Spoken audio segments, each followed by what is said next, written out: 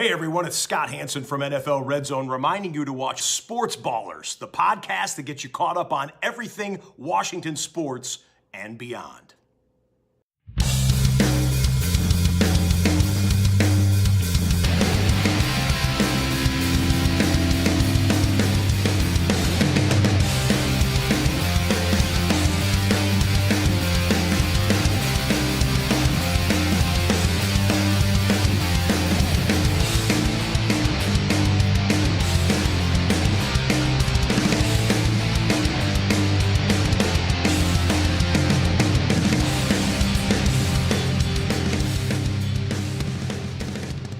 Hello and welcome to the latest edition of the Sportsballers podcast. I'm Evan Nash, joined as always by Corey Puffin and Eric Meyer.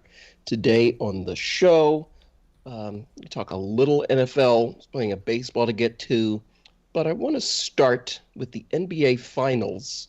I'll admit I was watching baseball, but the series is now tied 1-1. The Warriors kind of choked in game one at home. I don't know what they were doing, snoozing, I guess. But then they came back in game two and just rolled the Celtics. So we're headed to game three, which is, when is game three? Tomorrow night? Tomorrow night. Okay. Yeah, those are all the things that I know about this series. So, Eric, what's your... I watched it too. This is you. Okay, this is my time, huh? Okay. Yeah, you mentioned game one. It's hard to call it a choke when Boston was just making all their shots, right? Like, it wasn't like Golden State just forgot how to play basketball the last quarter. Their game plan from the jump was a little bit questionable. They seemed to be willing to just let Al Horford and Derek White and whoever shoot open threes, rather than just play Jason Tatum or Jaylen Brown one-on-one. And they obviously adjusted that for game two, because Al Horford, I don't even think, took a three in game two, and he only had 2 points. Derek White got a couple of threes off, but, whatever. So it was clearly an adjustment made by Golden State's defense to hone in on the three-point shooting and trust their man-to-man defense to hold up against Tatum and Brown. And, early on, it didn't look like that was going too well. Jaylen Brown started hot, hit like 2 or 3 threes in the first quarter. And Jason Tatum hit some step-back threes as well. But the difference is that you now had Gary Payton II back in the lineup. So you had another guy that you could throw at these guys where you're like, I don't care who's got the ball. If Gary Payton's guarding them, Golden State has to feel good. And Gary Payton's 6'3", and he plays like he's 6'10". He plays great defense. Yeah, and he can guard any position despite being 6'3". It's insane how gifted he is on that end. Like, you could make the case that just purely based off of that side of the ball, he's better than his dad. And his dad was the glove, but obviously Gary Payton Sr. was better at everything else when it came to basketball, which is why he was, a superstar Hall of Famer. But as far as just strictly defense and locking people up in that form of athleticism and that grit, Gary Payton II is unbelievable. Like, it wouldn't have been unreasonable for him to get defensive player, or not defensive player of the year, but at least all defensive team votes, despite the fact that he came off the bench, because he was that good and he's that big of a difference maker. So that was one thing that Golden State definitely adjusted well to. And, it made all the difference, because outside of the fourth quarter of game one, Boston didn't really score that well. They needed that 40-point barrage to get them game one. And then in game two, they looked pedestrian on offense, which is kind of what we saw from them at times against Milwaukee and a lot against the Heat last series, where they just couldn't score the ball. They were turning the ball over too much. They didn't have a trustworthy ball handler, because Marcus Smart is not exactly that guy, and Tatum and Brown are both a little bit loose with the ball at times. And it bit them in the ass. I mean, they shot well from three in game two, and they still only put up, 88 points? They still only had 64 points when the game was competitive through three quarters, or done being competitive, as I should say. And that was kind of the end of the game there. And looking forward in this series, there's one thing Boston's got going for them, and that is that they now have home court advantage in terms of they got 3 games at home versus 2 for Golden State. But that could go away in one game. Like, if they lose game 3, that's gone. And the advantage Golden State has health willing, is not going away, and that is they've got Steph Curry on their team, and Boston cannot do anything to stop him, which is something that comes as a bit of a surprise, especially given what Boston has done this playoffs and how they've won games, is because their defense is incredible, but they don't have an answer for Steph, which is not a unique problem. Nobody does. He's one of the greatest players of all time. But they figured that they could get away with playing, switchable defense against him. They figured that Al Horford and Grant Williams could handle Steph on the perimeter when they ran pick and roll. They can't. He's going right around them. He's scoring on them with ease. He's hitting all of his shots. When they play drop coverage, he kills that like he always has his entire career. So it's looking like Boston's only adjustment to contain him is to put 2 on the ball and trap him on those pick and rolls, which is not something they really want to do because that leaves them 4-on-3 on the back line. And with Robert Williams compromised with his bum knee, he only played 14 minutes, and as the game went on, he looked less and less helpful out there before they finally just had to pull him out of the game. If that's Daniel Tice in crunch time instead of Robert Williams, they're going to get picked apart by those 4-on-3s with Draymond Green on the short roll. That's just not going to work for them. So I just don't see how Boston can maintain a level of offense to hang with Golden State. Like I said, they've got home court advantage, and that would scare the hell out of me if I was, rooting for the Warriors, which, admittedly I am. But I think Golden State certainly has the goods to take one out of the next 2 in Boston. And frankly, I would be more surprised if Boston held serve with both of these games in Boston than if Golden State had won both in Boston. Like, I think it's likely going to be a 2-2 split going into Game 5, but I would lean more towards Golden State coming out of there with a 3-1 lead than Boston at this point, purely because it's just whatever Boston thought they had, they don't. It's not there. And another thing is, they've done this while Klay Thompson has looked absolutely awful. And you know that Klay Thompson eventually is going to find a rhythm, and he's going to start hitting some shots, and he's going to swing one of these games. Boston better pray it's not one of the ones in their house. I think because if it is, they're done. I think that's really the big key here for Golden State, because I disagree to an extent with what you said about Boston not having an answer for Steph Curry. They have not been able to stop Steph Curry, but what they have been able to do pretty well is make him work really hard to get his buckets early in games. They're leaving him an avenue to get in a position where he can, pop a floater, or he can come off a pick to hit a 3, but he's having to really work for those shots, and they're taking away a lot of his passing lanes. So he's having to work really hard early in the game. And that kind of came back to bite Golden State in Game 1, where Curry was exhausted. He was missing everything in the fourth quarter because he didn't have his legs. Game 2, Curry sat most of the fourth quarter because they had that lead. But if Boston had been close, I'm not sure that Curry would have been that effective down the stretch, and Boston probably would have had an advantage in that situation. They weren't anywhere close, though, so Golden State won that game easily. So I think that they do have an answer for Steph, which is let him do his thing early in the game, try and stick around, because he's going to be too tired to hit his shots late in the game. And that's where I think Klay is really going to be the key. He has to start hitting those shots, because if Boston is in games and Curry's too tired to start to keep draining his shots, it's going to come down to Klay and Poole. Now, Jordan Poole has been amazing. The buzzer beater, aside, he's been shooting really well, and that's helping to take some of the pressure off the rest of the offense for sure. But Klay has looked bad. Draymond has looked bad. Golden State definitely has to feel good about what they can do if everything kind of starts to click a little bit better. I don't really agree with the notion that Boston can just let Steph Curry do his thing, because what happens when that happens? Well, they lose by 23 points through 3 quarters. You can't let Steph Curry have his way with you. If your plan is let him gas himself out, okay, that's great. You're down 35. And that's what can happen when you play this team. And Game 1 was, like I said, that was an anomaly because Boston shot the ball so damn well. It wasn't just the fourth quarter that they lit it up. It was throughout the whole game. The only reason they were in that game was because they scored a lot of points, more than they typically had. And that's where I would have Boston was down by 11 points with 3 minutes left in the third quarter. Okay, but so what? It was primarily the fourth quarter that made the difference. Okay, but they also gave up 92 points through the first 3 quarters.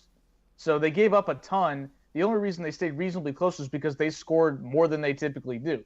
Like, they've been held under 100 points frequently in this playoffs, and Golden State's defense is more than good enough to continue that trend. I just don't think you can count on, okay, we're down 15 points, but Steph Curry's tired, so maybe we'll make a comeback. Because, again, the big part of the comeback came before Curry even came back into the game. The lead was down to 5 when Steph returned, and he came out and he hit his first shot. And when the other team hits 9 threes in the quarter, there's just nothing you can do about that. Yeah.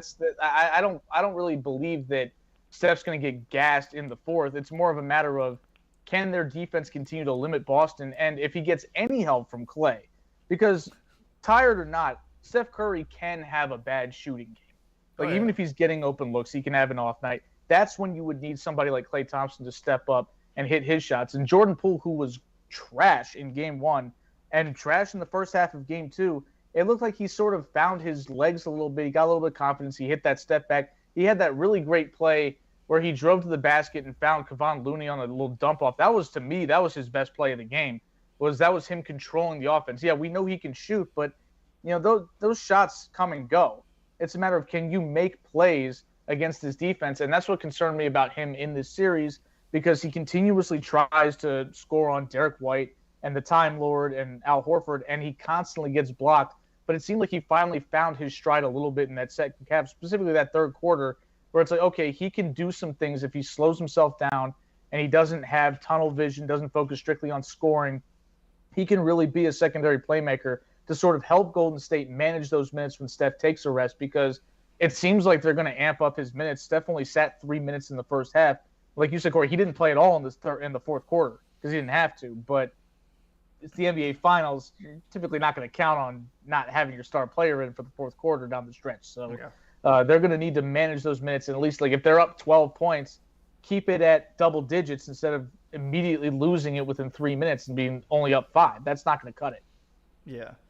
I mean, I feel bad for Klay. I mean, Klay needs to come out and start hitting some shots, because I know he misses having Steph Curry look at him the way Steph was looking at Poole after that buzzer beater. Yeah, and the thing is, Klay has had his ups and downs in this postseason. He struggled for a lot of games against Memphis, but then he had the huge game in Game 6 because Steph was struggling in Game 6 early, and he was hitting all the shots to keep them at pace, and then eventually Steph picked it up in the fourth, and Memphis ran out of gas. Yeah, but nothing's really gone right for Klay so far in the finals. I mean, he's gotten open looks. He had a open corner 3 early in Game 2, fairly early in Game 2 that he just bricked. It's those a are matter the of shots that you expect Klay to knock down consistently. Yeah, but the fact that Klay has played so poorly through the first 2 games, and Golden State's offense has still been able to get to Boston, that can only mean improvements coming, because Klay's going to eventually have a game where he goes off. It's just how he operates. He's never, even before he got hurt, he still was a fairly streaky shooter. Like, he shot 42% or so, but there were a lot of games where he shot 1 of 12, and then he would come back and hit like 14 threes on like 18 shots. He's the only guy in the league that I would say is more lethal when hot than Steph Curry. Like, when Klay Thompson is absolutely on fire, nobody's hotter. And if he has a game like that in one of the next 2, Boston's going to lose. Like, it's not going to happen. They're not good enough to withstand a Klay Thompson barrage. That's just, most teams can't. Celtics are definitely not the exception there. So if that happens, frankly, if this goes back to Golden State 2-2, I would have absolutely all the confidence in the world that Golden State would close it out, purely because they look like the better team through 2 games. Well, at that point, they have home field back, or home court back, and they get that first game of those 3 back at home. I mean, that's a huge advantage. Yeah, and again, 1 bad quarter cost them Game 1. And I will say it again, it was largely because of some questionable decision-making and some questionable coaching, which, to Steve Kerr's credit and to Mike Brown's credit, they immediately rectified that in Game 2. And I don't know what the answer for Boston is to counter that offensively. What's the answer? You're going to tell Jason Tatum to stop turning the ball over? He's been turning the ball over at a prolific rate all postseason. You're going to tell Jaylen Brown to stop turning the ball over? Same there. He turns the ball over all the time. You can't ask these dudes to change their stripes in the NBA Finals. You have to find a way to schematically beat this defense. now that they're not letting you just take open shots and praying you miss. If they're not going to do that, you've got to come up with other ways to score. And I just don't know if they have the personnel to really do that. They need to rely on their defense, and as we've said, that hasn't gone so well. Yeah. One question for you, Eric, off the court. Is it just me, or was Michael Wilbon being really having his patience tested by Stephen A. Smith in the booth after game 2? Because I feel like Michael Wilbon hates how animated Stephen A. Smith gets and was just trying not to react in a negative way toward him. But I could just be imagining it. Well, because they're so different. Wilbon tends Wilbon can get a little bit animated sometimes on PTI. Oh, really? But outside of PTI, he's usually pretty calm. I mean, here's the thing with Wilbon and Stephen A. They're great friends, and they've been doing this together for a long time. So I don't think there's any animus there. Okay, I didn't think there was animus. It could be. I admit I didn't watch the post game because frankly I don't really like that team that much as I like the individual players or pieces of that countdown show. I just don't think it really works yet. Maybe it will in the future after they have a couple of years to build some chemistry, but I just think it's a little bit off. But I don't think there's anything. I don't think there's any issue of Wilbon having his patience tried by Stephen A. Smith. He works with Tony Kornheiser every day, and Mr. Tony is an absolute treasure. But he's also, he's a cranky old man, so it isn't like he's sitting there just dealing with mild-mannered Tony Kornheiser and then having to flip over to bombastic Stephen A. Smith. I feel like both of them can be a little bit cranky at times. Oh, Wilbon. I'd say Wilbon's more cranky than Kornheiser. It's just a different. I was gonna say. It's a different vibe. Wilbon is more, he has more bravado, whereas Tony's a little bit more neurotic with it, which is what makes it fun. But we're kind of getting off the beaten path here. Yeah, Wilbon definitely I forget exactly what the topic was, but Wilbon shut down some point that Stephen A. was trying to make during the post game. Well, Stephen A. has been kind of all over the place. He's been very reactionary. He was freaking out after game 1, and he's still super worried about Golden State. I'm like, it's 1-1. Golden State always wins at least one road game. I wouldn't sweat their chances at all. I would be more worried about, again, what's Boston going to do schematically, and that's kind of where we are. But before we get off of this series, because we'll talk about this again in all likelihood, the series probably won't be over next time we meet, which will be next week. I mean, it could be. Yeah, it could be, but it would take 3 straight wins by one of these teams. Yeah, but there was a lot of whining, complaining, whatever you want to call it, about the officiating, particularly with regards to Draymond Green not being ejected on that what looked like it could have been a double technical, and Steve Javie, the ESPN officiating analyst, I guess the equivalent of Mike Pereira for Fox on NFL or NFL on Fox. I thought he got it right. I thought he got it right too, and people were complaining about how it's he said the quiet part out loud that the officials understand that Draymond Green has a technical foul and therefore are going to err on the side of not calling a technical on him to keep him in the game. And people were like, we understand that people do that, but you can't say that out loud. That's, like it's game rigging or something like that. I was like, let me explain to people, all 4 of our listeners and the 2 of you, what technical fouls are and why they exist. The ref has the ability to call these for the purpose of regulating the game, to keep it from getting out of control and ridiculous, to keep order. But the ref also has the ability to say, is it worth giving this guy a T if it means he hits the showers just to maintain some false sense of order? Because what's going to happen when Draymond Green gets sent to the locker room? Chaos will ensue because Steve Kerr is going to be pissed. That crowd's going to be pissed. Golden State is going to be pissed. And so if you're going to kick Draymond Green out of the game, it better be for something that's worth getting rid of him for. He's going to have to earn it. It has to be evidence that if you keep him here, you're going to lose complete control of the game. And that clearly wasn't the case when he and Jaylen Brown had a minor scuffle. That's ridiculous. If Draymond is hounding the official after he got a T and basically trying to get thrown out of the game, at that point, you've got to run him because you got to get the game back on. Yeah. But there's a reason why the officials apply that logic. It's not because they're concerned about, we don't want to do this. It's like, no, they have a job to do to keep order in the game. So acting like they're going to treat this like it's anything else. Like there's no last 2-minute report saying X and Y player should have been called for a technical foul due to misconduct.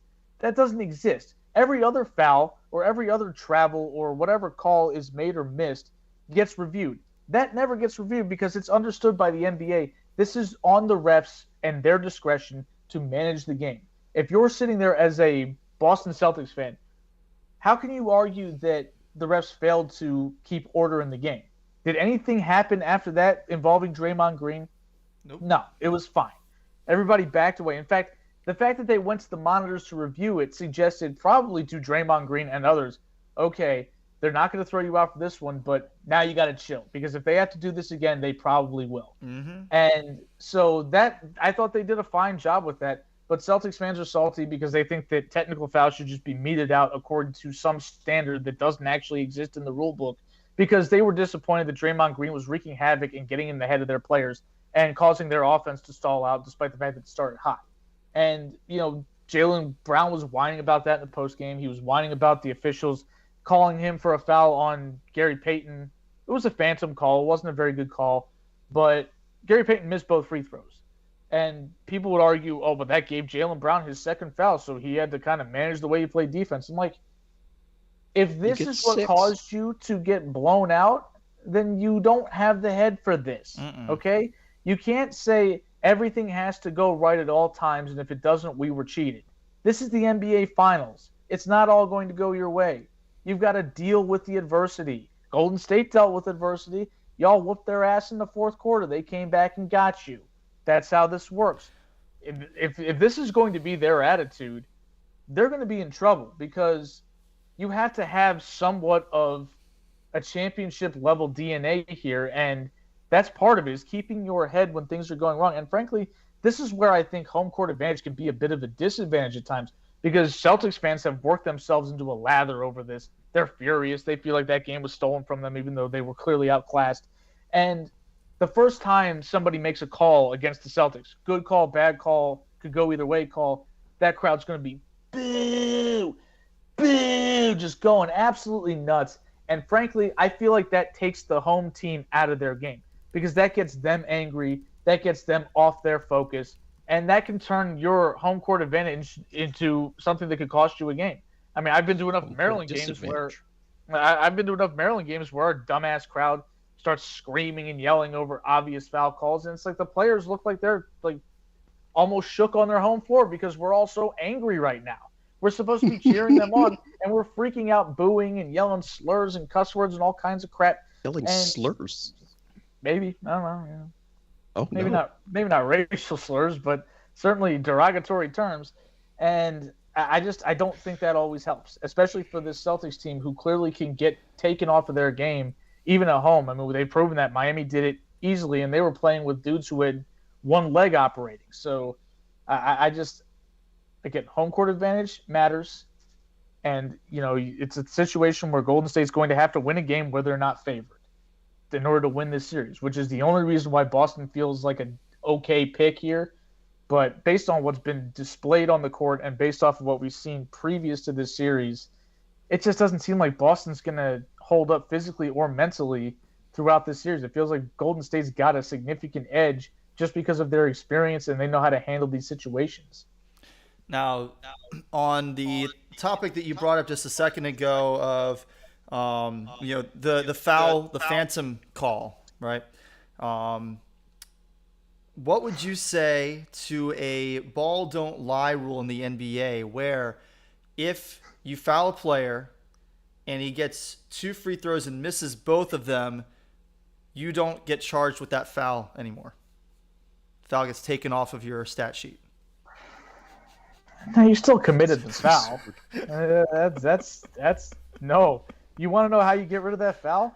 Since apparently it was the game-changing play that ruined the Boston Celtics for the rest of the night, have Ime Udoka challenge the call. They had the means to do that. They decided at the time it wasn't that big of a deal, and then they got their ass kicked the rest of the game, and then suddenly it was a huge deal. So Fair.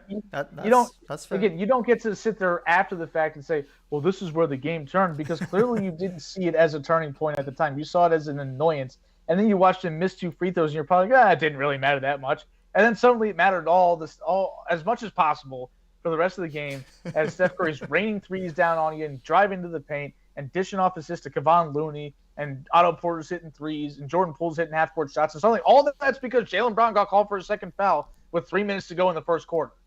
Who would have knew?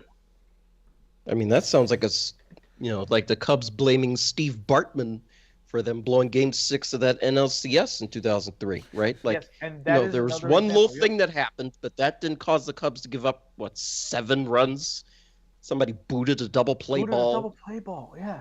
And the thing is, that kind of ties into what I'm talking about, where if that play happens and Moises Alou just, kind of shakes his head a bit and goes back to his position, maybe the Cubs win that game. But he had a first-class meltdown out there. He freaked out, threw his glove down, was staring up at Steve Bartman, and everybody in the barn, just because of the history of the Cubs, was just like, here we go. This is it. And the Celtics sort of have, obviously the Celtics have a much better history than the Chicago Cubs. But this team, this iteration of the Celtics, seems to have a little bit of a here we go again. It's been a little while for them. Yeah, it's been a while, and it's a young team. I think people forget about that because Jason Tatum has been so good for a surprisingly long time. He's 24. He's only in his 5th year in the league. He's not supposed to be ready for this moment yet. The fact that we thought he might be is totally a praise to him. The fact that he's here as the best player on a team that won the Eastern Conference, went through Kevin Durant in a sweep, went through Giannis Antetokounmpo, went through Jimmy Butler and the Miami Heat, who have always been a good organization, and now is standing in a position where they are basically even money to win this series against Stephen Curry and the reigning dynasty in the NBA. He's great, but he's also 24. Yeah. Okay. Before we get to baseball, some football stuff has happened. First with the Ravens, this is the most relevant thing, I guess. They signed the first-round pick Kyle Hamilton to his 4-year deal with the 5th-year option, so he's getting a bunch of money. Congratulations to him. But, it doesn't really matter till we see him on the field. And then there's some more Deshaun Watson news, and since it's Deshaun Watson news, it's, of course, bad news. So last week there was a 23rd woman that joined the lawsuit. This week there's a 24th woman that has joined the lawsuit. So yeah, it keeps getting worse and worse. And, you can't look at me with a straight face and say, well, Deshaun Watson did absolutely nothing wrong. There's too much smoke for there not to be a fire here. Yeah, the story from the latest woman who has joined the lawsuit is, as if the others were not already troubling enough. This one was just horrendous. And there are now also reports that he solicited massages from 66 different women over a 2-year time period or something like that. It's you kind of. I don't know how, if either of you have gotten regular massages at any point in your life. Eric may have as a baseball player. I know that for me in high school. Not that regularly. I know that, not right. 66 different therapists. No. Right. Well, but that's kind of the point that I'm getting to. So I know that for me, my senior year of high school and into, my brief cross-country career in college, I got semi-regular massages. I'd say, roughly 2 a month during that 2 or 3 year time span. It was the same masseuse basically 95% of the time. I might have gone to 1 or 2 other massage therapists, when my regular guy was not available, but you usually find a massage therapist you like and you stick with them. And if you either can't find one that you like, or there's something that is preventing you from being able to book with that person more than once, that would suggest that there's something going on, especially when you're getting to that kind of number. It's one thing if, you're shopping around for, the first few massages, you go through 5 of them, but then you stick with one because you find the one you like. Okay, I can see that. But if you can't find that one, the therapist that you want working on you after 66 of them, that's probably not you having trouble finding the right one. And it's probably more they don't want to see you again because you did something sketch. It's also a case of Deshaun Watson clearly thinks this is a way in to sleeping with women. I mean, that's I've said that from day one. Yeah. Yep. His behavior lines up with sleaziness at the very least. Just hearing the story, even if there were no accusations, if you just told me, yeah, Deshaun Watson has hit up 66 different women, mostly probably on Instagram. We've heard about that from some of the accusers. Yep. That's the means of communication. When he's a millionaire professional athlete who plays for an organization who probably has any number of physical therapists on the ready to specifically work with people who do what Deshaun Watson does to make him feel better and get him ready for whatever comes next for him as a football player. And Dominique Foxworth pointed this out months ago on, Foxworth Friday on Bomani Jones's podcast. He obviously was a professional football player. He had his share of massages. Athletic massages aren't designed to make you feel good in the moment. They're designed to wring out your muscles and remove that lactic acid, and it is a brutal procedure to do so. Now, you might feel great later on because of it, but the actual occurrence does not feel good and certainly is not something designed to make you feel like doing something sexual after that. So the fact that Watson is using this as an attempt to do that suggests he ain't in it for the massage. He's in it for everything else, and everything else ain't exactly legal, and it ain't exactly consensual a lot of the time because, let's face it, yes, women on Instagram are not exactly what you would consider high-end masseuses probably, but they are professionals. They are licensed. They are people who take this seriously and are obviously going to jump at the chance to work with somebody of Deshaun Watson's clout. And we talked about that on here before. And he's purely and simply taking advantage of them. And I don't doubt that some of them were perfectly happy to, consent to some sexual favors as a result of this. That doesn't surprise me. And I frankly, as sleazy as I might find that behavior to be from Deshaun Watson, that's what adults do. They're going to do what they want. But you can't tell me that when 24 of them say, yeah, I didn't want this, and he kind of pushed it on me, or not even kind of, he deliberately pushed it on me, that they're making it up. I mean, you have to do such a pretzel logic there to make me conclude otherwise. We're already going into it from a position of this guy is acting up. He's doing something untoward, even if it doesn't necessarily cross the bounds of misconduct or something illegal.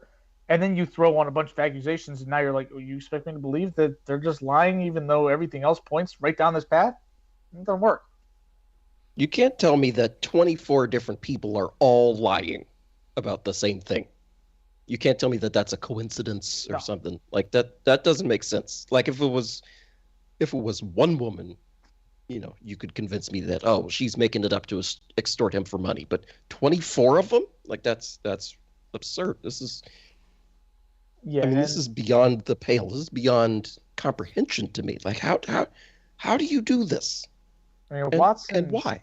Watson's lawyer, Rusty Hardin, who was supposedly this, big shot Houston lawyer, I don't think he did him any favors when he came out and said there's nothing illegal about asking for a happy ending from a massage. I'm like, you're a lawyer. You're supposed to know that's very illegal. You can't do that.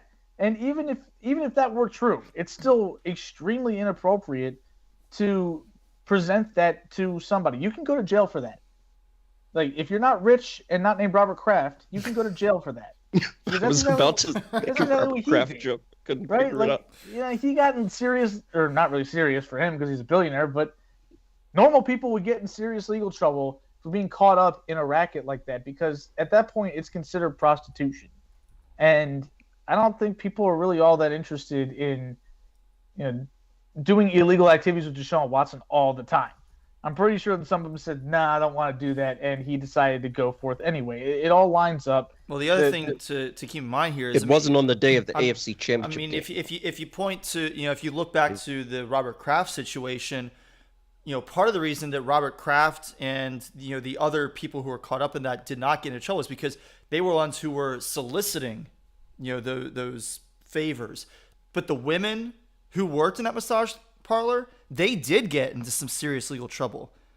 They got fined. One of them got deported, because that's what happens with, when we're talking about like sex work in this country, it's the person who's providing the service that gets in trouble. So with Deshaun Watson, the problem is that, he was doing something that was, again, he was not actually convicted of anything, because as far as the law is concerned, he didn't necessarily do anything wrong. Now, the NFL can take action, and it sounds like there's a high probability they will take action, because what he did reflects very poorly on the Shield.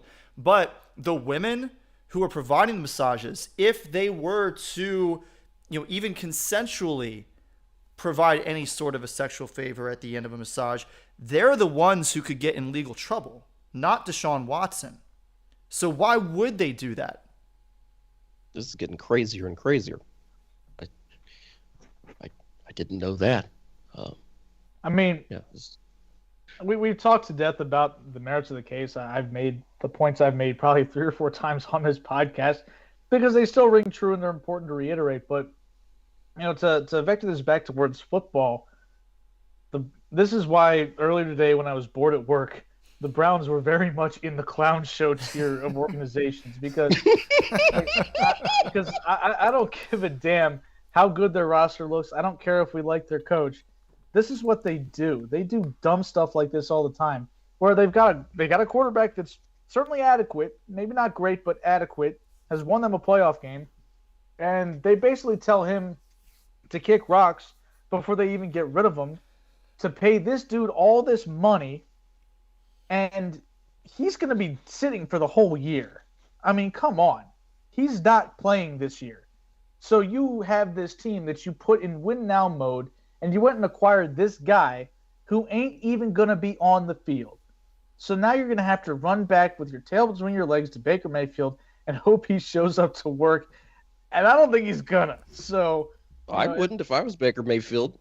As much as I think that in Baker's self-interest it might be worth it to do so just to show you can play, I also wouldn't blame him if he didn't, because this is ridiculous, man. You can't treat people like this. No, I mean, you're about to sign a guy who, in my opinion, should get the Trevor Bauer treatment at least. I don't know if he'll get that, but he should. I agree. Mm-hmm. Yeah. If I'm Baker Mayfield, I'm not going back to Cleveland. I've moved.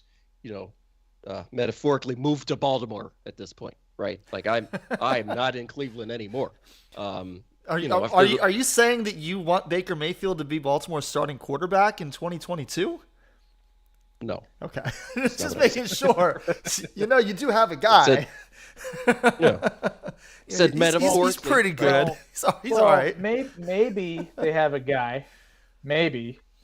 Well, yeah. We'll see. Can they actually? As long as he doesn't, catch COVID again. Oh, jeez. As long as he actually signs with the team. Oh, that too. Yeah. Where's Lamar? Is that all for Deshaun Watson? I feel like yes. I think that's. I think we exhausted that one talking point quite a bit. All right, so on to the meat and potatoes of our show, Major League Baseball. Let's talk about the Orioles for a bit. They have lost 2 out of 3 at home, each to the Mariners and then the Cleveland Guardians, only winning the middle game of each 3-game set. Had a much-needed day off yesterday. Corey, what are you doing? I'm not doing that. Eric, are you doing that? I don't know what I'm doing. Just keep going. I'm having problems over here. Unbelievable. We can't even do one podcast. So for those who can't see what's going on here, Eric has us in like this. It's like a Microsoft Teams sort of setup, but on Skype. And right now, I feel like I should have like $500 in my hand to do a Survivor auction, and Jeff Probst should be in front of me. I wasn't thinking Survivor auction because those are like pine trees. I was thinking like some sort of amphitheater at Central Park in New York. That too. Well, now Eric isn't even there. So I don't know what I'm doing. I clicked a button and now everything's jacked up. Eric, just keep doing this show. Maybe take a picture of this. We can post on Oh my goodness! This is a disaster. What is this? Evan, your Orioles had a much needed day off yesterday. Oh my God! Yes, the Orioles had a much needed day off yesterday because they've been, took a little break from hitting the ball. They're currently pounding the Chicago Cubs at home. Most recent score update, it is 8-3 Baltimore. So that's pretty good. Down in the minors, Gunnar Henderson has been called up from AA to AAA. He's the youngest player at the AAA level, and he will turn 21 years old on June 29th. So like when the Orioles drafted and signed him, he was still 17 years old. Like, he was still a literal child when he was drafted and signed. Talk about Cody Sedlock, not Josh Sedlock. He has been designated for assignment.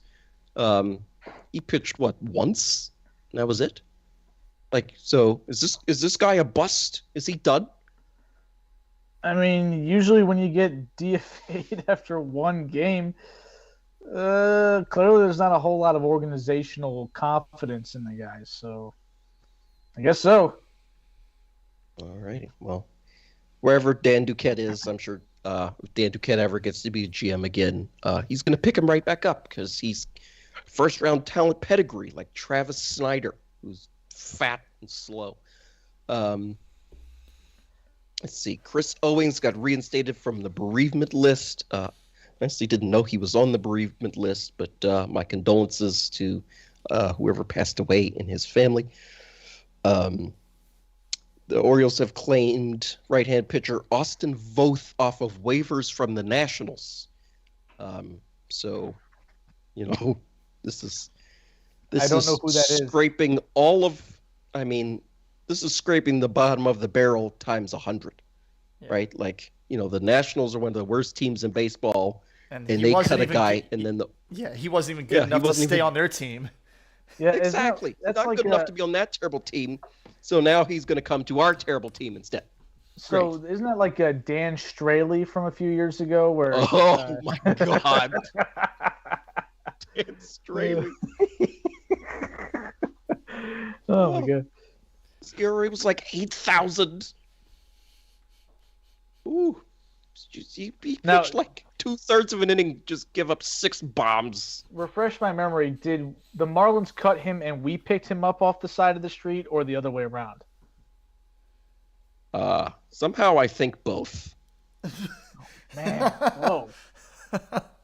Jeez. Yeah. So anyway, the most important and horrible thing that happened, Grayson Rodriguez is injured, and he might be out for the season with a right lat strain. So this is not good. Grayson Rodriguez, right-handed pitcher for the Orioles AAA team. He was knocking on the door of his major league debut. Maybe a couple more weeks. He was building up his innings and his pitch count, and then he got hurt, and this is a setback. Yeah. I mean, hopefully he'll be ready. I'm assuming he'll be ready for spring training next year if he is out for the year, and hopefully he can actually break camp with the team, but who knows? Mm-hmm. I heard whispers that Heston Kjerstad might be about to play a baseball game here soon. Which will be the first of his pro career, even though he was drafted 2 years ago. He had the myocarditis issue, so that was like all of 2021, and then for all of 2022 he had the hamstring. So he might be healed from that, and he's getting close to coming back. So I'm wishing him the best. So after the Orioles wrap up tonight and tomorrow night with the Cubs at home, go to Kansas City for 4, and then play the Toronto Blue Jays for the first time all year. How does that make sense? Right? Guys You got have a lot of 19 games to make up. Huh? Guys got a lot of games to make up. 19 games Yes. in 4 months. I think the Warriors have already played the Yankees 12 times, Something like that, yeah. We've played a lot. but they played Toronto 0. So we'll see how that goes. And to talk about a team that actually hits the ball, here's Corey with the Yankees. Yeah, no, the Yankees definitely do hit the ball. They've got 8 hits through 4 innings tonight against Minnesota, but they only have a 4-3 lead because whoever's pitching for the Yankees tonight, I'm actually not sure who's on the bump for us, is not doing as well as most. It's Jameson Taillon. I probably should have known that. Except Taillon did really well his last time out. He had like a perfect game through 7 innings, I think, his last time out. But yeah, so the Yankees are continuing to play very well. 39-15 right now. They remain the best team in baseball all alone. Last week they were tied with the Dodgers with the best record, but I think they have a 4-game lead on the Dodgers a week later because the Dodgers had a little bit of a rough week, and the Yankees took full advantage of getting 3 games against the Angels and then 3 games against the Tigers and went 6-0 since our last show. So neither of those sweeps impressive in the least. The Angels in the middle of a 12-game losing streak, and we're going to get to that in a minute. They're only 2 games below 500 after losing 12 in a row. It's ridiculous. But Aaron Judge is continuing to crush the ball, hitting just every couple of days. I'm getting an alert. Aaron Judge hit another home run. I'm like, holy crap! And he's got 22 now this year, which is 6 more than anybody else. He's second in runs scored. Mookie Betts has like 52, and Judge has 45. Judge leads all of Major League Baseball in slugging percentage by 65 points and in OPS by 49 points. On the pitching side of things, Nestor Cortez leads all of Major League Baseball in ERA with a 1.5. He's second in batting average against. Jordan Montgomery has now given up 3 runs or less in each of, I think he's now made 10 starts this season, and in every single one of them he's given up 3 runs or less. We're regularly seeing pitchers go 6-7 innings and occasionally even into the 8th from our starting pitchers, which is really good, and they're continuing to pitch well. The big thing for the Yankees is Gleyber Torres. He's been playing really good ball this season, at least on offense. Certainly defensively, he's still very iffy at times. But over the last couple of seasons, we've talked about Gleyber Torres more than I would have liked on this show because he was just so bad. He's terrible defensively, and he was not doing anything with the bat in his hand to make up for it. You go back to his first 2 years in the majors, he was really good offensively. And, Yankees fans like me, we didn't really care if he wasn't very good defensively because, we figured, he's young, maybe he'll get better. But more importantly, he's swinging the bat well. He's making up for it offensively. You can live with that. The last 2 years were terrible. So, his defense got worse. If anything, his hitting was non-existent. So this year, he's in the 92nd percentile or higher in a lot of advanced metrics. Things like hard hit balls, things like expected slugging percentage. So playing much, much better offensively despite kind of flying under the radar a little bit, as it were. He hasn't really had a lot of focus on him. But again, the past couple of years, the focus has been on him because he's been so bad that honestly, us not having to think about him as being either really bad or really good, just kind of nice. So, good for him for improving, and being a productive member of the New York Yankees organization. Well, y'all are used to that whole having middle infielders that can't defend, but you just say they can and they hit the ball well. So, that's like your whole history as a Yankees fan, Corey. I thought Robinson Cano was okay as a defensive second baseman. I wasn't talking about Robinson. I know you weren't. So Yankees start a 3-game set in Minnesota tonight. As I mentioned a second ago, they're up 4-3. They have 8 hits, but they've given up 7, and the Yankees have 2 errors so far tonight. Take a look. Let me guess. Oh no, it actually is not Gleyber. It was one not on Gleyber, huh? One on Rizzo and one on Donaldson. So great. After this 3-game set, Yankees will have a 3-game home series against the Cubbies. You got your guys' Orioles are warming them up for us.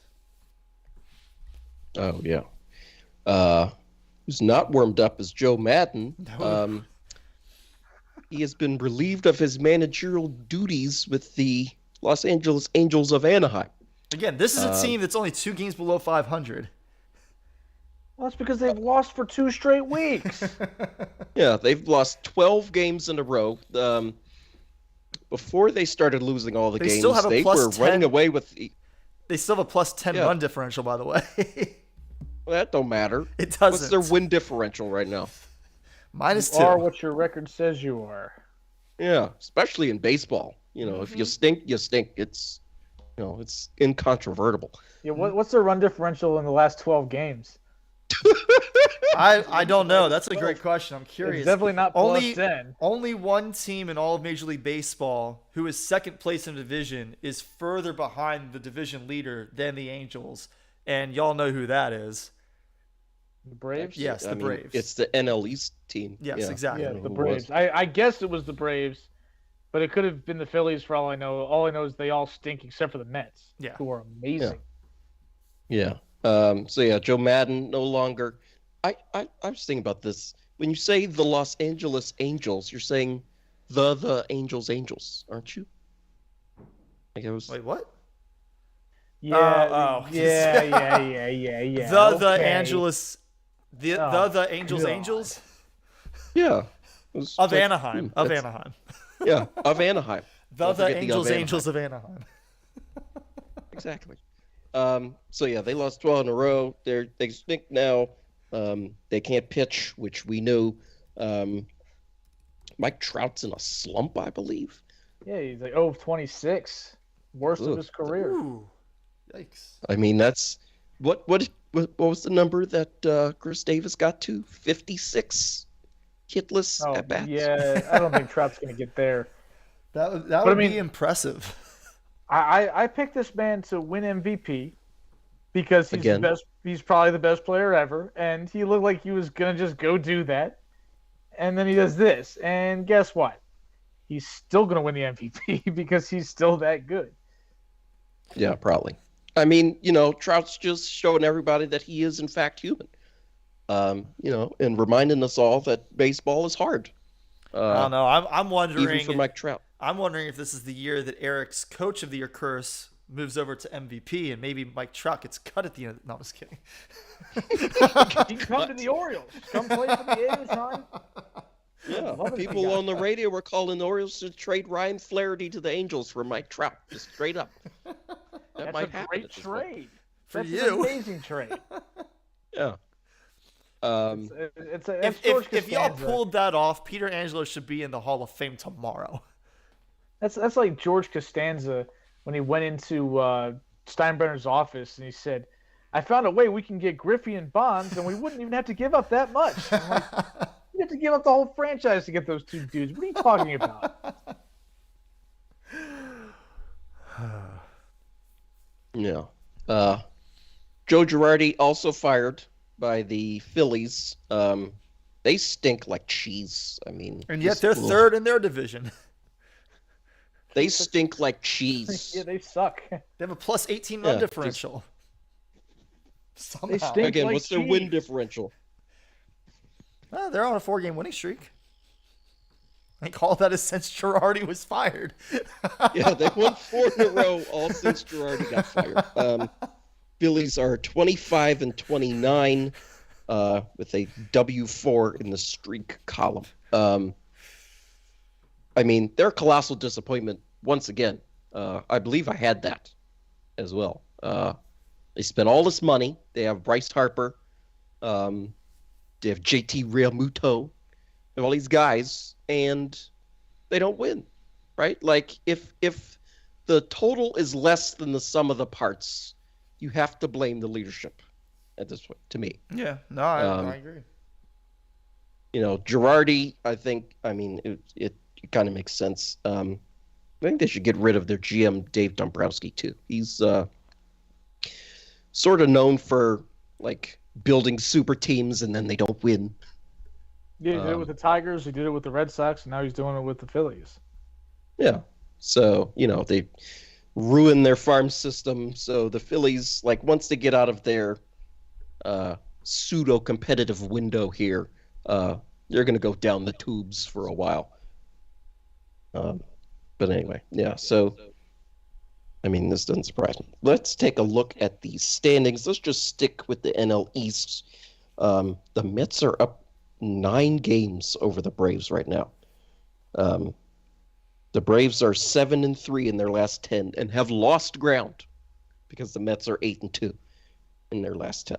The Mets are insane. I was watching the Mets this past weekend. They're playing the Dodgers and they were playing the Phillies last night. Or not the Phillies, the Padres.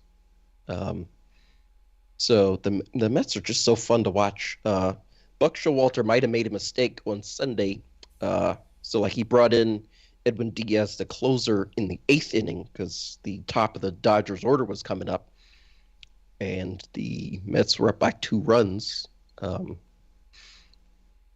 then, they get through the bottom of the 8th. And then when the bottom of the 9th rolls around, they bring in Seth Lugo, who gives up 2 runs to tie the game.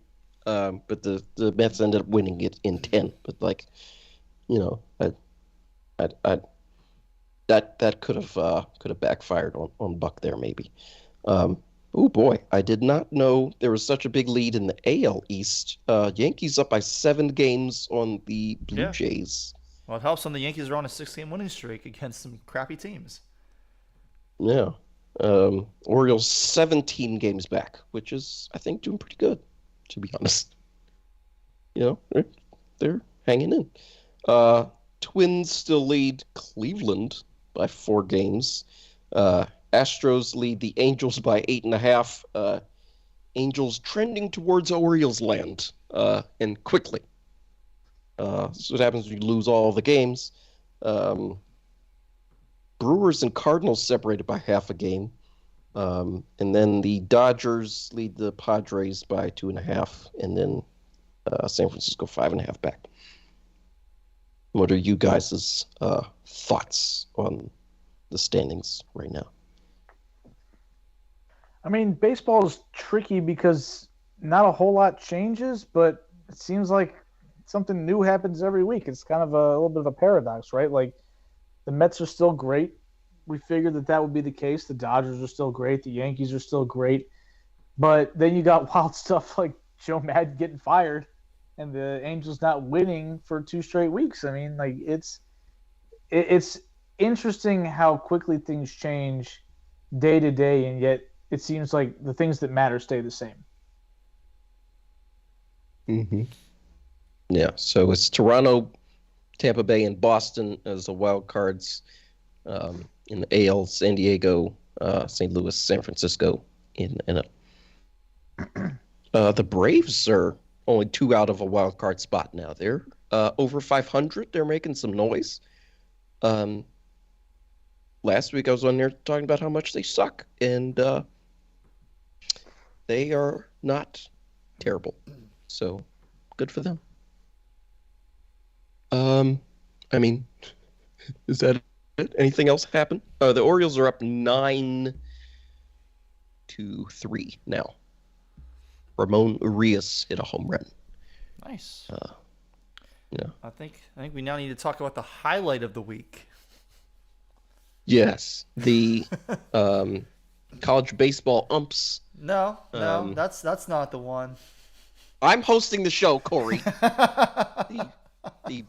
So in college baseball, the umps started, thinking they're Bob Davidson or somebody, and somebody, I think for Maryland, hit a home run, and was understandably excited that he hit a home run in the NCAA tournament at home, for the first time ever, I believe.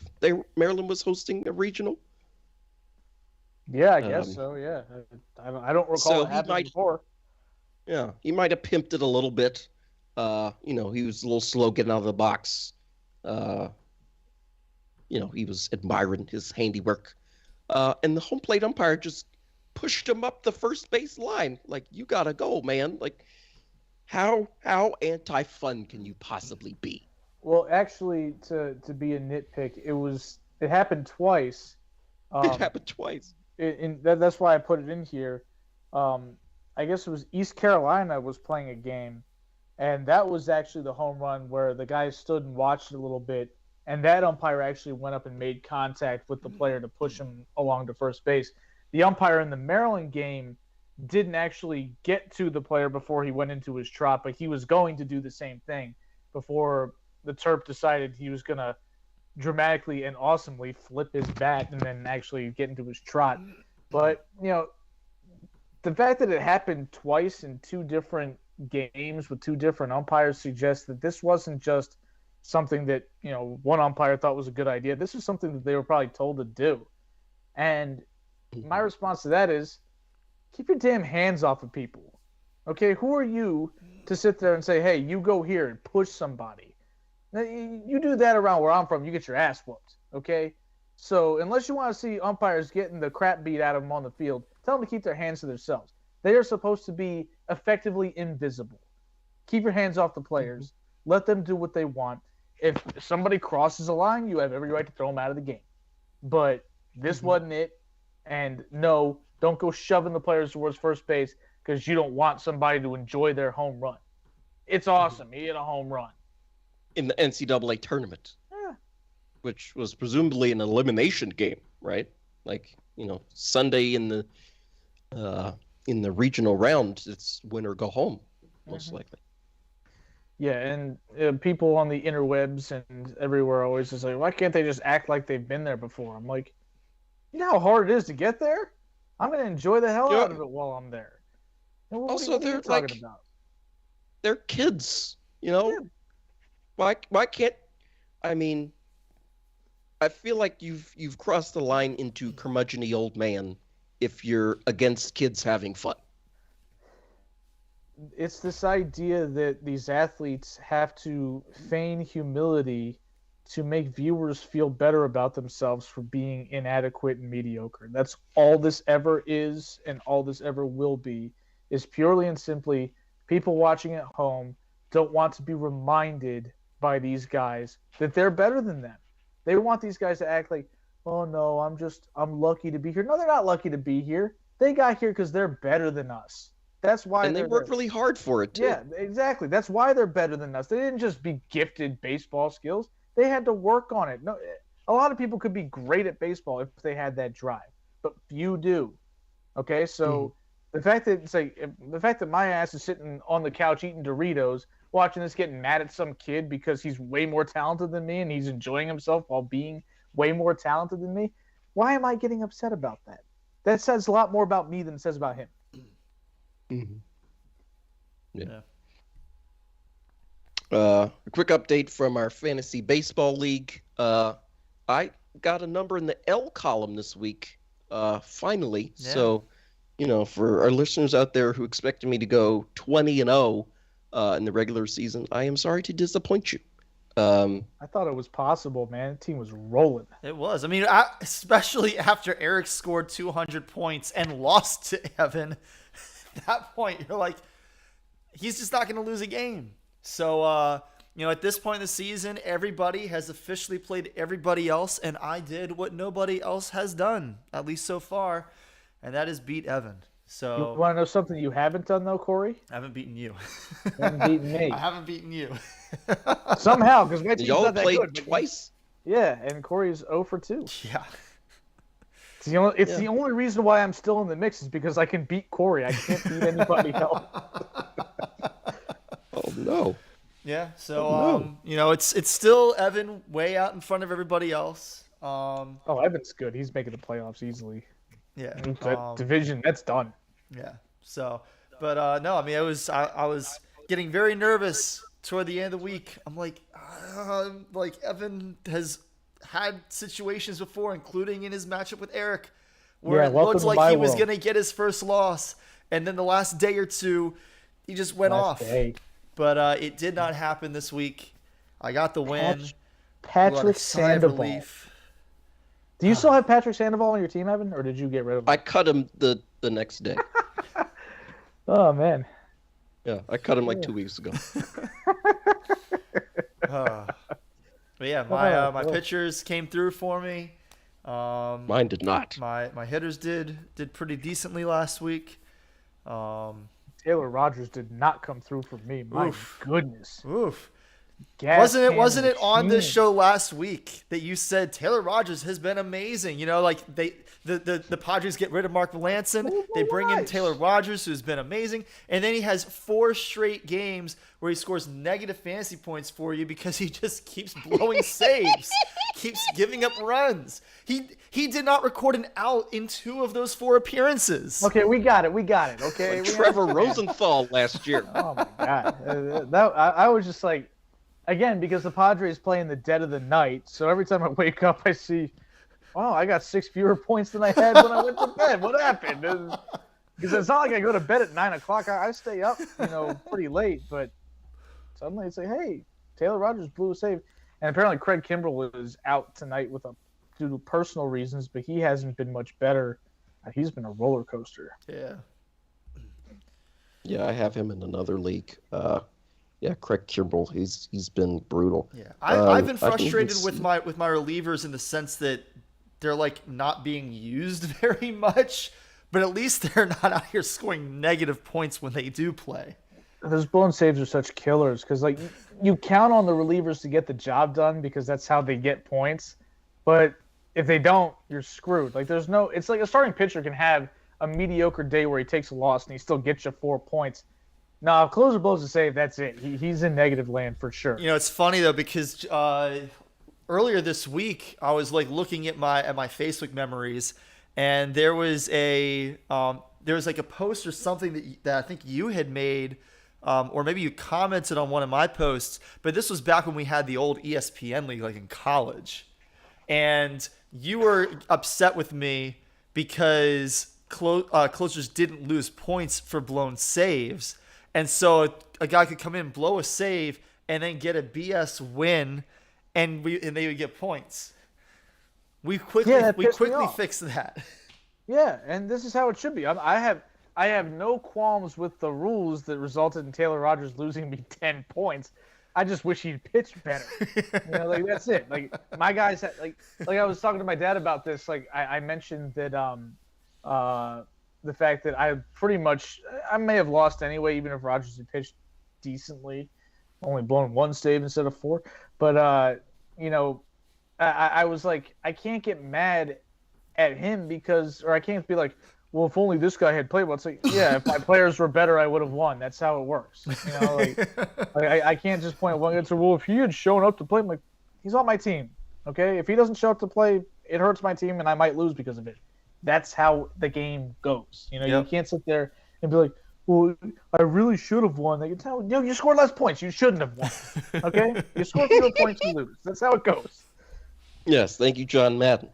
Profound. So I pulled up Taylor Rogers. Taylor. I keep going thinking he's Trevor. Taylor Rogers. There's like 3 different T. Rogers in Major League Baseball right now. Oh, yeah. So he got a -6 on May 28th.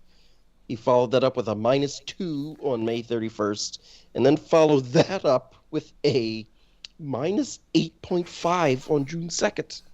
Well, the -6 was the previous week when I was playing Corey, and it almost cost me the week. We were down in at Carol's at that time. Yes, when you still had your phone. Yes, and now I have a new one. So there's that. Okay. Yeah.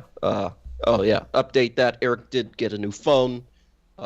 So, that's good.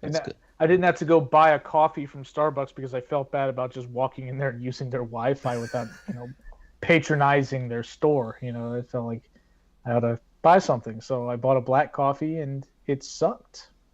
So there's that. Huh? Wait, what? Last week, since I didn't have my phone, and I was going to Corey's place for the podcast, I took my iPad with me, but I needed to go somewhere with Wi-Fi so I could let Corey know to come open the door to let me in at 7 o'clock when I was planning to arrive. And so I had to go to Starbucks to use their free Wi-Fi, but I didn't want to just walk in there and use their Wi-Fi without buying anything. I felt like that was a chump move, so I walked up to the counter and said, "Hey, let me get I guess they call them talls or the smalls, which counterintuitive, but so I got a tall black coffee, and I drank it, and it sucked, and I will never buy one of those again." And it sucked. You should have gotten a mochaccino latte. I didn't want crap anything with caloric. I didn't want venti. anything caloric. No calories. Just give me the caffeine. Pretty sure black and I'll coffee deal has with the fact that calories. it's barely. Surely Ugh, not as much that as if sounds you nasty. put the cream and sugar in it, but still. Well, yeah, black coffee calories. Using the great Google machine here. Yes. This is great radio. Yes, a plain cup of brewed coffee has less than 5 calories. So there you Really, go. that's It's it? virtually non-existent. Huh. Which is what I was aware of. So there you go. Okay. But it doesn't count as hydration, does it, Evan? It does not. No. I had a similar Diet Coke situation. does. So Eric, I've been riding around with you too much this spring. So I got up early on Friday and drove down to Busch Gardens, Williamsburg. And so, of course, I had to go to the gas station. So I was at the gas station, I bought myself a 24-ounce Pepsi. That was a bad decision. You're saying that's my fault that you bought the 24-ounce Pepsi? No, it's not your fault. It's just But- one of your but you- habits that I've picked up. It's awesome. Pepsi tastes great. I don't know what's It the does, issue. yeah. It was a delicious Pepsi. It was great, Yes, but I'm sure it was. I was in the middle of Virginia somewhere, and I have never had to pee so bad in my life. So I had to stop at a 7-Eleven, I think, and go to the bathroom. It's the nicest gas station bathroom I've ever seen, by the way. It was immaculate in there. But I had to, of course, buy something for using their bathroom. And was able to get back on the road and head back down there. So My bladder's a steel trap, so I don't have to worry about anything like that going on. I just cruise.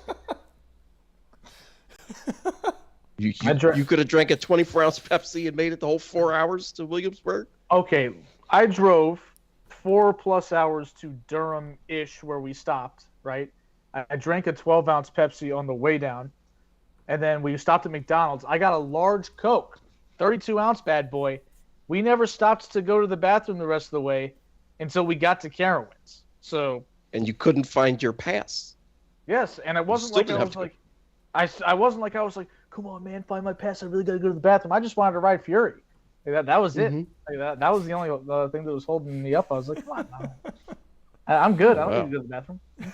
Steel 32 trap. ounces, also known as a quart. Yes, a quart of soda, plus 12 that Sounds I had healthy. before, along with a cheeseburger and a large fry. Sounds like you're going to fit in your suit just fine.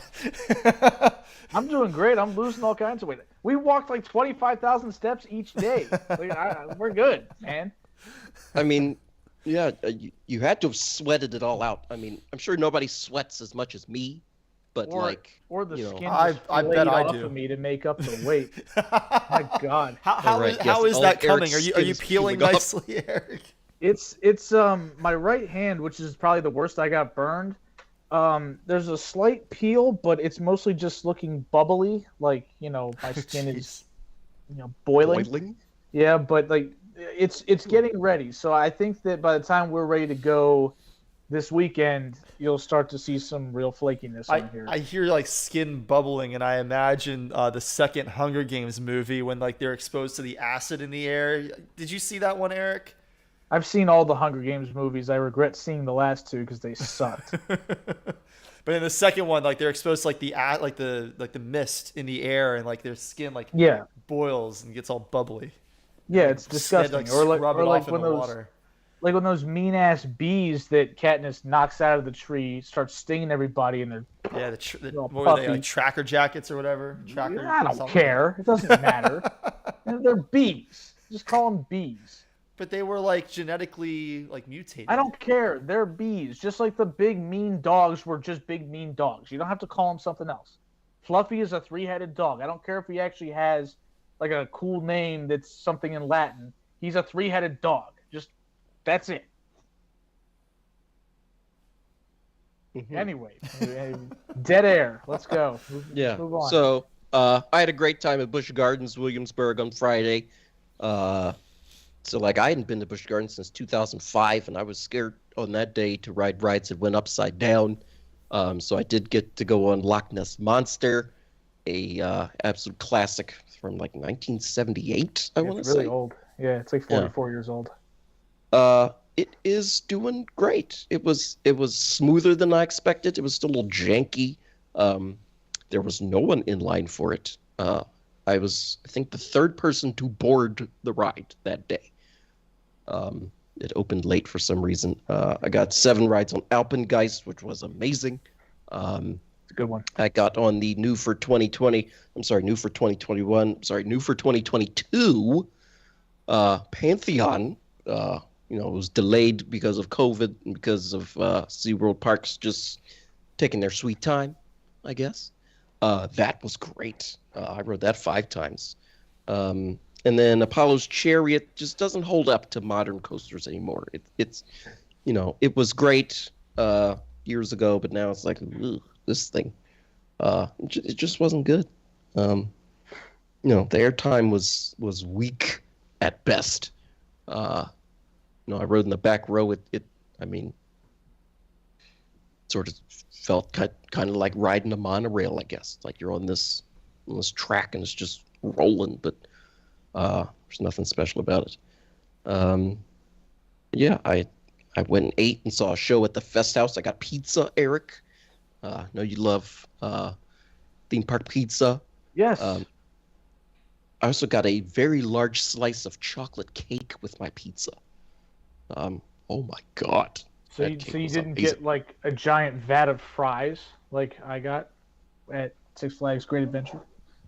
The first thing I put on my tray when I got in the Fest House was the chocolate cake.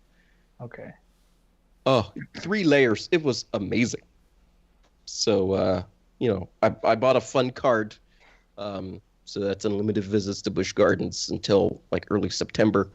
So I assume we'll be going back at some point. Gonna have to get the chocolate cake at the Fest House. Sounds awesome. Yeah. Did a lot of walking. Let's see. Oh, the ride that surprised me the most was Griffin, the dive coaster. It had some great airtime on that thing. That was so fun. I think I only got 4 or 5 rides on that. I took a video of it during the splashdown element, and that blew up on Instagram over the weekend. Got like 80 some likes. I only have nice. like 50 followers. Well, maybe you should funnel some of your coaster enthusiasts to this podcast. I mean, maybe, but I have way more followers on Twitter. Huh? Yeah, but maybe. Yeah, you've been on Twitter for a lot longer. I've been on Twitter since like 2009. Yeah, you just started your Instagram account like a month and a half ago. Yeah. So, that's been a great time. So, when I got back, my mom asked me, "So where's my next adventure?" And it is to Durham, North Carolina this coming week. The 3 of us, and Sean and other people. Well, I don't Toriano even know. will be down there. Okay. So Corey's getting married, as has been mentioned on this podcast before. About Corey's a getting month. married, so we're doing what are we doing? Are we going to an ultimate frisbee game? So and we are going to eating? a Carolina Flyers AUDL game. Flyers, I think, are like 5-1 this season. They're playing against the Dallas Legion, who are 0-4. Carolina played in Dallas last Friday and beat them 26-18. So now they get to host Dallas this week. That should be fun. I think Sean may have arranged for us to be able to do something on the field during halftime. I think we're going to Hopefully it doesn't involve throwing a frisbee because I can't do that to save my I life. can't do that either. I think we are gonna I think they have like a beer garden at the stadium, so we'll be able to like go there before the game and maybe during the game. I don't know how that works, but that should be fun. We're gonna go to Boricua Soul, which is the restaurant that Toriano runs with his wife and his son, and that should be a lot of fun. And I don't know what all else we're gonna get up to while we're down there, but it should be a really fun weekend. I enjoyed how Evan was just like, "What?" when you mentioned doing something at halftime. Sean mentioned this like the day after we even he got on the ball on that, and he mentioned it right away. I know. I felt bad because I felt like it was my responsibility to do this, and then Sean just was like, "I'm running the show." I was like, "Dude, if you want to do it, go ahead." It makes my life easier. No problem. Yeah, no. So this should be a really fun weekend. I'm looking forward to it. We'll head down Friday. I'm gonna head down early because Rashawn and I have a couple things we need to do down there before you guys get down there. But then, I'll be hanging out with you guys for the weekend, and Shonda will do her thing and head back up here at some point because I think she's got a bachelorette thing on Sunday. Yeah, I can't wait to get out of here. Just get away from all this. Work's been a little bit crazy. Yeah, so this is gonna be a good time. To Busch Gardens. It was an amazing day. I couldn't take another day of leave. You didn't want him there, Evan. You just said you've been traveling with him too much. Yeah, you would have. Yeah, apparently I'm a bad influence. You bought a 24-ounce Pepsi, and it was probably delightful. So it was. Nothing better than ice cold Pepsi. What else can I say except you're welcome? Yeah. No, I'm not mad at you or anything. You shouldn't be. I opened the door to a brand new living experience for you, drinking Pepsi just because. Yeah, so it'll be a couple of months before I get another Pepsi, I think. It'll be a couple hours for me. Hours? Don't you have a Pepsi in front of you right now? I already drank it. I drank it with my Chick-fil-A. But yeah, I got plenty of exercise earlier today. I went to the gym, and then I had a dance lesson where I did a whole lot of moving. So, I figured, why not have a Pepsi? I hadn't run since October or November of last year, and I've run the last 2 days in a row. My body does not like me right now. Okay. No, I went to the gym last week and shot basketball hoops. I'm sure this is great. This is great content for the listeners. But I was just shooting the ball, and for a week my lower abs were sore as hell, and I was like, "Damn, That's where I'm feeling the most. Is my oblique." It wasn't my obliques. It was my lower abs. Yeah. Mm-hmm. Okay, well, I guess we're done. The first thing that deserves mention before we get out of here, today is Eric's birthday. Yes, it is. Happy birthday to Eric. In 2019, we did the podcast on my birthday, and I was in Orlando, so it was amazing. So hopefully you had as good of a day as I had. No, you didn't ride Harry Potter and the Forbidden Journey. No, I did not. Mythos. I did not eat it. Stop rubbing it in, Evan. I ate at Chick-fil-A and went to the gym. It was a normal day for me. But yeah, I think it's kind of cool that we do this show on our birthdays. No days off here, We come to except play every Wednesday week, through Monday. Okay, but it's a once-a-week show. We don't miss weeks. We haven't had a week off in 2+ years. Roughly. Yeah, we used to in the summertime occasionally take a week off. No, we don't do that anymore. No, we'll find something to talk about for 3 hours, or at least an hour and a half. Yeah, but definitely. So happy birthday, Eric. Happy birthday, Eric. Yeah, I'm oldie one now, so I'm feeling good about that. Yeah, the gray hairs will be, more frequent and more appropriate. More frequent? They're already pretty frequent, man. They're. Well, I mean, the ratio is going to be, a lot more gray hairs than brown hairs. At least I still have pretty much full coverage. I can deal with grays as long as I'm not. Yeah, that's basically what my mindset is now that I'm starting to find them along the side of my head too. Yeah, I don't think I would be a particularly good-looking bald man, so I gotta keep the salad as long as possible. Okay.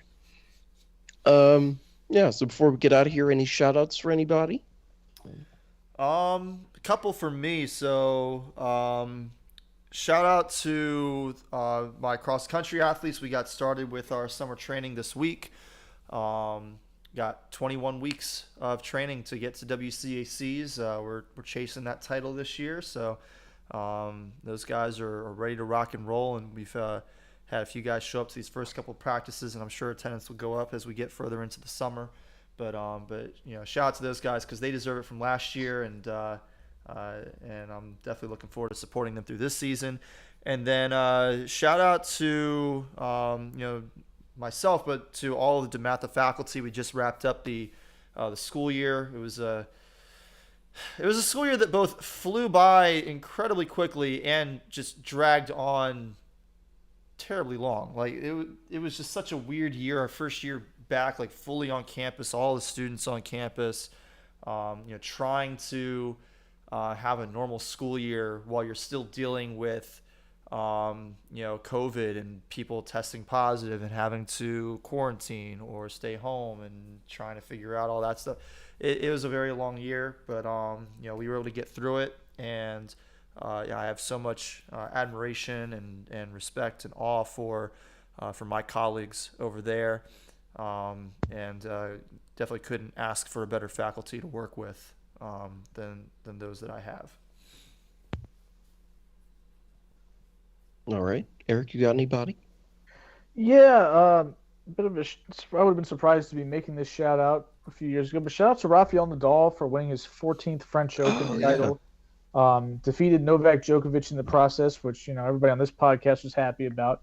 But also, just aside from the fact that it's clearly a historic accomplishment, also the fact that he did it while playing through pretty much having no foot. Right? Yeah. He was playing through a numb foot and could barely walk at the end of it, but still managed to get it done. Like there's a certain association with tennis that it's not a particularly tough sport. Like it's a little bit of a, it's considered a finesse game. It's brutal. It's physical. It's taxing. It's not something to be taken lightly just because they're not hitting each other. I mean, it really is. It's a war of attrition, especially on clay, where you're not just going to hit the ball past people. You got to wear your opponent down and constantly hit the ball back and forth. And the 35-year-old Rafael Nadal, with maybe 36, I don't even know how old he is at this point, but he consistently is able to do this despite the fact that he's got injury history, despite the fact that he's been on tour for almost 20 years, and he's still the best ever at playing on that surface. And it's really remarkable that he's able to get that done. I never thought of tennis as a finesse game because, like, those matches last for hours and hours and hours in the blazing heat. I mean, I think you have to keep in mind like the context for that. Like when you talk about like a finesse game in the as it relates to tennis, I think you're more talking like it's a precision game. Like it's real. Like you want to hit your spots. You want to put the ball in just the right spot. You want to hit just the right angles. And in that sense, it is a finesse game. But, I mean, it is physically very taxing, just absolutely brutal. Yeah, and my point was that the perception of tennis by a lot of casuals or people who don't know the game, they wouldn't say that's a tough guy sport, right? Like hockey is a tough guy sport. Football is a tough guy sport.